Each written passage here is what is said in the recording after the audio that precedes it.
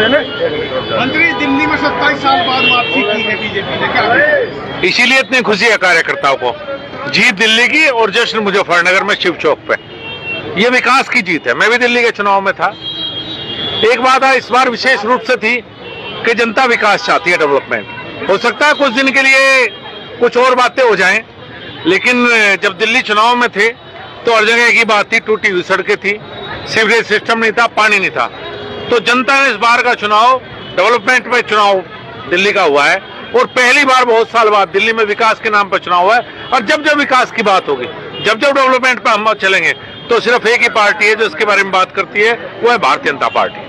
जिस तरह केजरीवाल दिल्ली में हो रही थी, तो क्या लगता है क्या कमियां रही जिससे केजरीवाल की सरकार गई और बीजेपी? यही रही। आप दिल्ली के आम नागरिक से पूछिए, जो पश्चिम उत्तर प्रदेश से हैं, जो हरियाणा से हैं, जो बिहार से हैं, वो सब ये कहने लगे थे कि हमारे गांव बेहतर है दिल्ली के गांव से। दिल्ली की जो कॉलोनियां हैं, चाहे झुग्गी झोपड़ी हैं, चाहे जे क्लस्टर हैं, चाहे दिल्ली देहात है, कई बार लगता है कि पश्चिम उत्तर प्रदेश, हरियाणा या बिहार या पूर्व उत्तर प्रदेश के गांव उनसे बेहतर है। वो सब लोग अपने गांव भी जाते हैं, उन्हें नेशनल हाईवे ने, रेलवे का काम, मेट्रो, ये सब देखी है मोदी जी का जो डेवलपमेंट है, लेकिन वो डेवलपमेंट दिल्ली के अंदर दिखाई नहीं दिया 10 साल से। तो यही सबसे बड़ा कारण रहा है भारतीय जनता पार्टी की जीत का और आपकी हार का। दिल्ली में चल रही थी 10 साल से, फ्री की योजनाएं चल रही थी, बिजली फ्री, पानी फ्री, बहुत सारी चीजें थी। तो अब नई सरकार है, तो क्या लगता है कोई चुनौती होगी उसको लेकर? देखिए, बहुत सी योजनाएं ऐसी हैं जो अच्छी हैं, भारतीय जनता पार्टी ने कायम इनको जारी रखेंगे। लेकिन दिल्ली की जनता ने एक बात दिखाया है कि योजनाओं के साथ साथ काम भी चाहिए। योजना बनाना सबसे आसान है, कोई भी सब्सिडी योजना बनाओ, फाइल पे लिख दो, सब्सिडी होगी। डेवलपमेंट का काम मुश्किल है, मेहनत का है।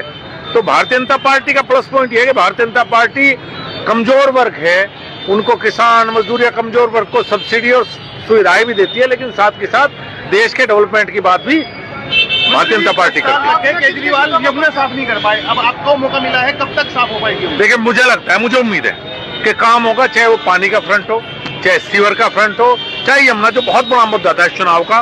गंगा जी पहले से बहुत बेहतर है, और इस बार यमुना जी पर विशेष फोकस भारतीय जनता पार्टी सरकार करेगी। केजरीवाल का आरोप है कि हरियाणा ने जहर मिला दिया यमुना में, तो उसको लेकर अब क्या कहूँ बेचारे को, इसी दुर्गति उसकी, इसीलिए तो ये ऐसी बात कहना, एक पूर्व मुख्यमंत्री ऐसे शब्दों का प्रयोग करे, ऐसी बात कहे देश को तोड़ने की, इससे बड़ा दुर्भाग्यपूर्ण बात कोई हो नहीं सकती।